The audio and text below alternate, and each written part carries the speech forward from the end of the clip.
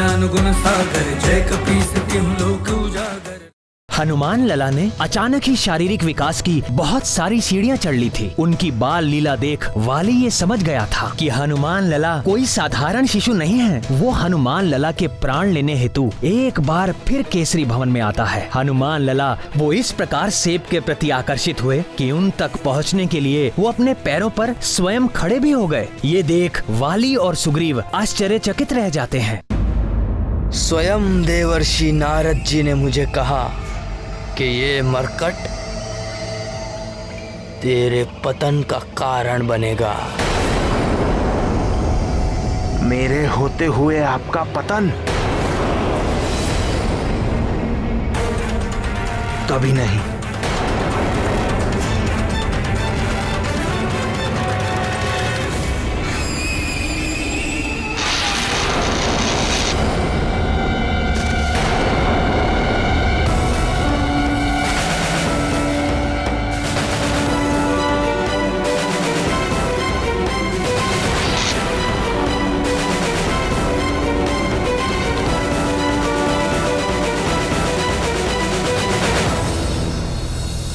वाली जितना दुष्ट और धूर्त है, सुग्रीव उतना ही निश्चल और सरल। कितनी सरलता से वो घमंडी वाली के झूठ में आ गया। निर्मल मन जन सो मोहि पावा, मोहि कपट छल छिद्र न भावा। सरल व्यक्ति जैसा स्वयं है वैसा ही संसार को देखता है। जैसे सुग्रीव का हृदय सरल है, इसी कारण वो मेरा मित्र है। जिसके हृदय में छल और कपट हो वो मुझे पा ही नहीं सकता।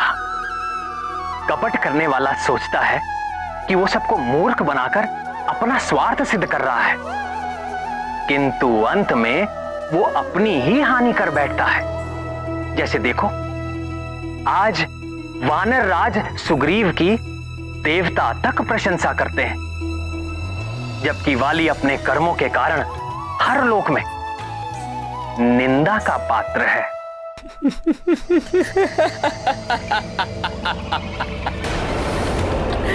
भैया मैं गिर गया और आप हंस रहे हैं?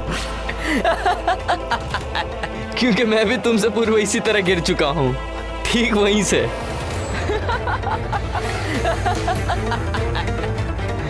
कौन है वहां? कौन है? कहां गए? ये सब तो यहां से आ रहे थे, कहां गए?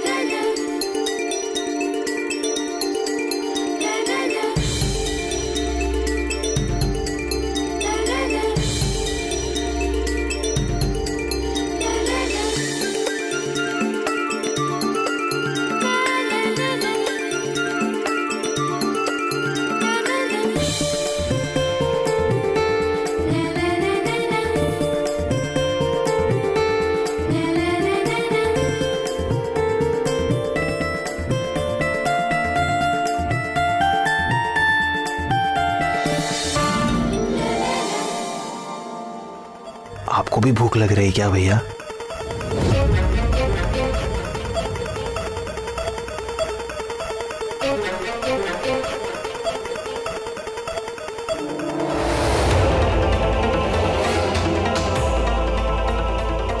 आपने मेरे प्रश्न का उत्तर नहीं दिया भैया। कहाँ ढूंढूं?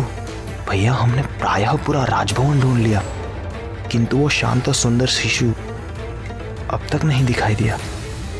शांत सुंदर? मरकट बोलो, मरकट शत्रु है वो हमारा। मुझे क्षमा करें भैया, मैं भूल गया था। अब मैं सदा स्मरण रखूंगा। मरकट, मरकट।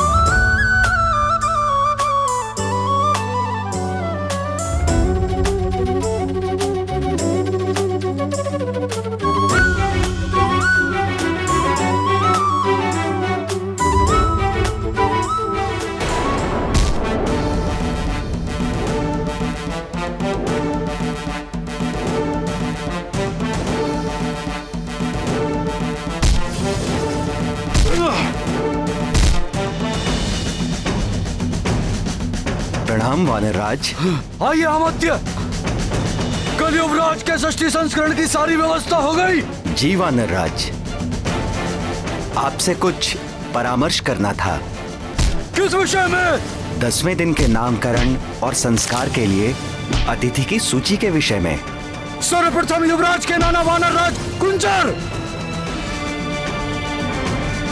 वानरराज, मैंने तो उनका नाम सर्वप्रथम लिख लिया था।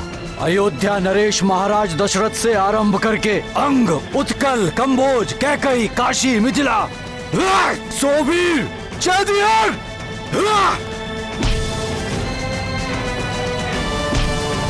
सात सभी मित्र राज्यों को निमंत्रण दे। मलय, माल्यवान, मैनक और मध्यांचल के भी शासकों को निमंत्रण भेजिए।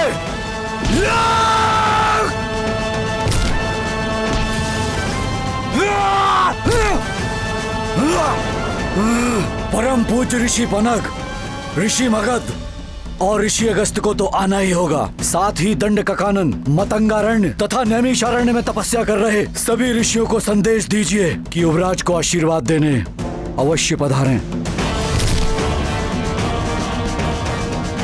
और हमारे सीमावर्ती किष्किंधा के राजा ऋक्षराज और उनके पुत्र वाली और सुग्रीव।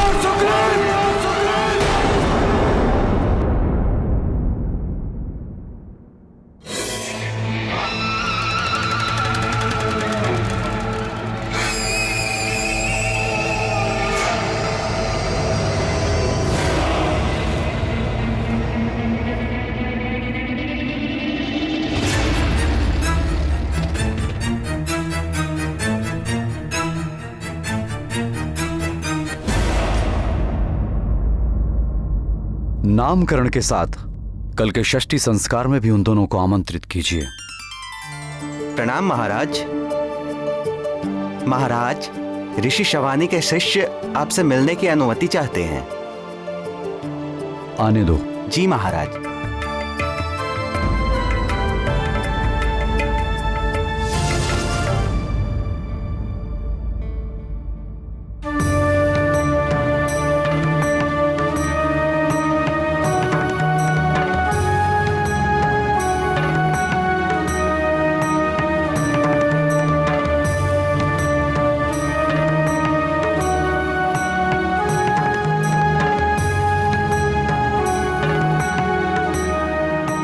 प्रणाम महाराज। प्रणाम तपस्वी। हम दंडकारण्य से आपको कुछ सौंपने आए।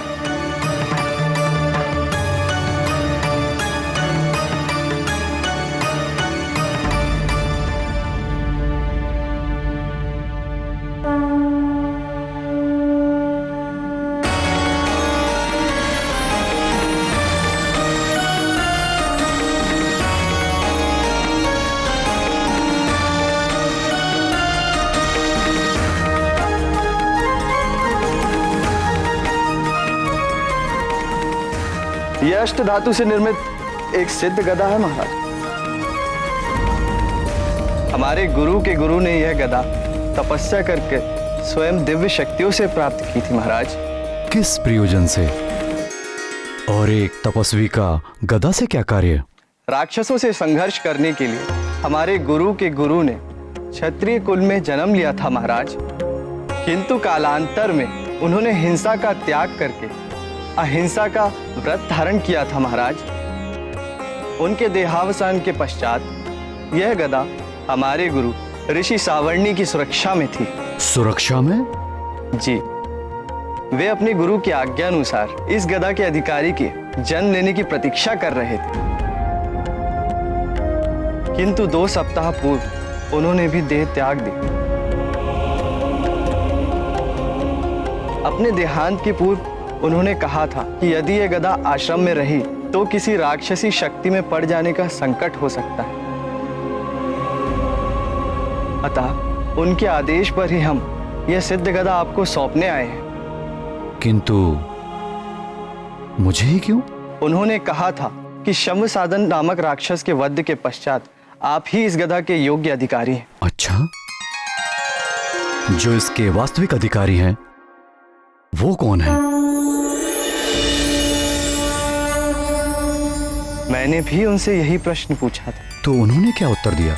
समय आने पर इस गदा का वास्तविक अधिकारी स्वयं आपसे यह गदा मांग लेगा महाराज, और आप यह गदा उसे सहर्ष दे भी देंगे। ऋषियों की बातें सदा समझ में नहीं आती, किंतु समय बीतने पर हर रहस्य खुल ही जाता है।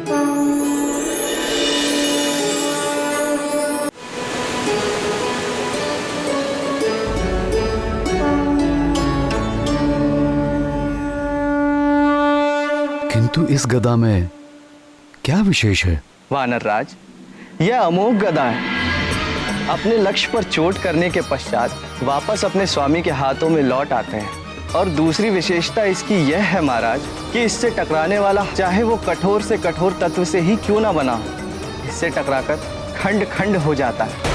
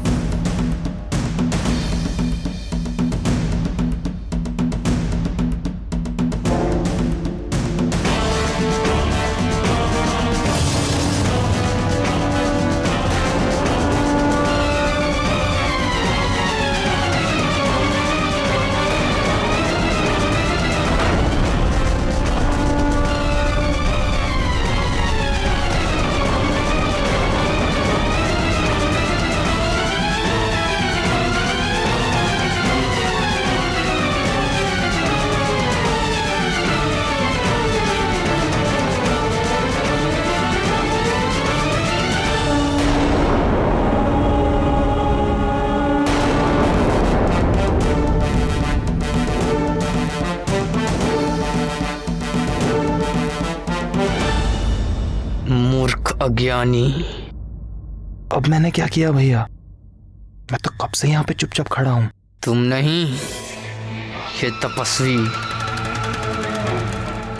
तपस्वी इतना भी नहीं जानता कि इस गदा का योग्य अधिकारी कौन है। कौन है भैया? कौन है? मैं महानतम। और कौन? वो तो आप हैं भैया। ये गदा तो किष्किंधा में होनी चाहिए। मेरे पास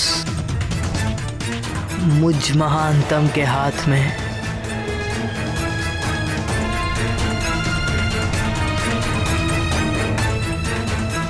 ये तो बहुत ही अद्भुत गदा है। आपके गुरु के गुरु अवश्य ही कुशल योद्धा रहे होंगे। मैं आपका धन्यवाद करता हूं। बताइए इस गदा का मैं कैसे प्रतिदान करूं? नहीं महाराज, हमें कोई प्रतिदान नहीं चाहिए।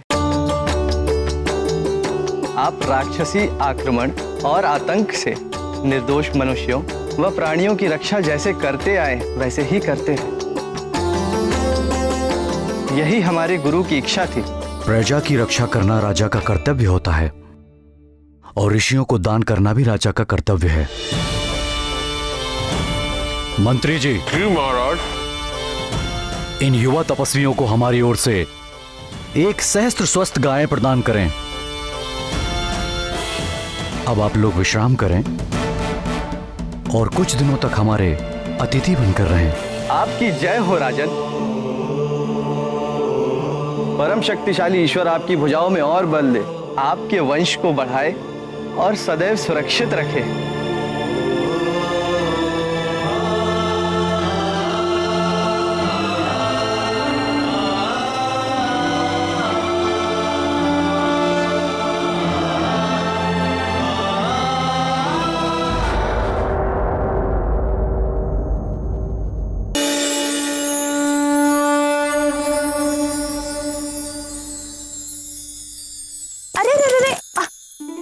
अभी नहीं बेटा, अन्नप्राशन के पश्चात। आ जाओ।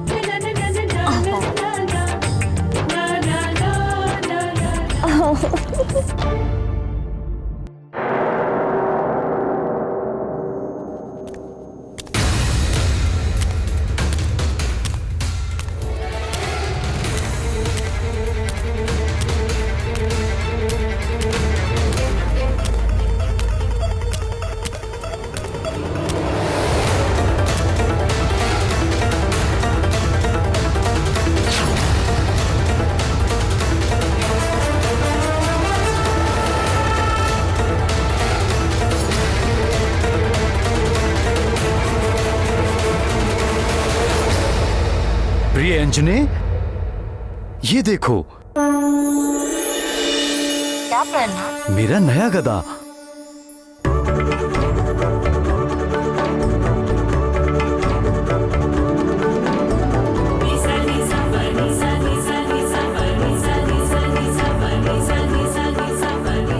जानती हो इसकी विशेषता क्या है? क्या आर्यपुत्र? ये अमोघ गदा लक्ष्य पर चोट मारकर स्वामी के हाथों में स्वयं वापस आ जाता है। और उससे भी अधिक विशेषता है, ये कठोर से कठोर शस्त्र को एक ही टक्कर में खंड खंड कर देता है।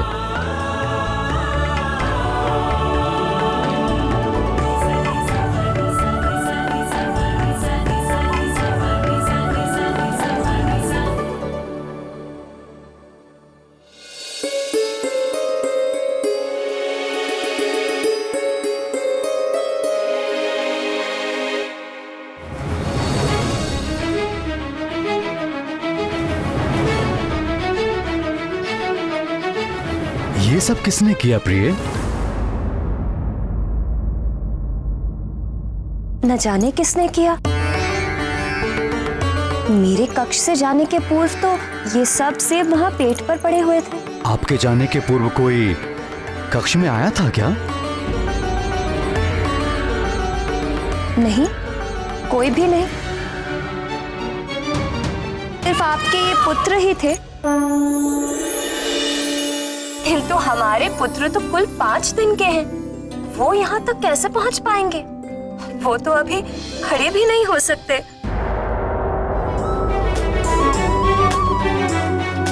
जय हनुमान ज्ञान गुण सागर, जय कपीस तिहुँ लोक उजागर। राम दूत अतुलित बल धामा, अंजनी पुत्र पवन सुत नामा। महावीर विक्रम बजरंगी, कुमति निवार सुमति के संगी। कंचन वरन विराज सुबेसा, कानन कुंडल कुंचित केसा। जय हनुमान ज्ञान गुण सागर जय कपीस तिहु लोक उजागर रामदूत अतुलित बलधामा अंजनी पुत्र पवन सुत नामा। हाथ वज्र और ध्वजा बिराजे कांधे मूंज जनेऊ साजे शंकर सुवन केसरी नंदन तेज प्रताप मां जगवंदन। विद्यावान गुणी अति चातुर राम काज करिबे को आतुर प्रभु चरित सुनिबे को रसिया राम लखन सीता मन बसिया। जय हनुमान ज्ञान गुण सागर जय कपीस तिहु लोक उजागर रामदूत अतुलित बलधामा अंजनी पुत्र पवन सुत नामा।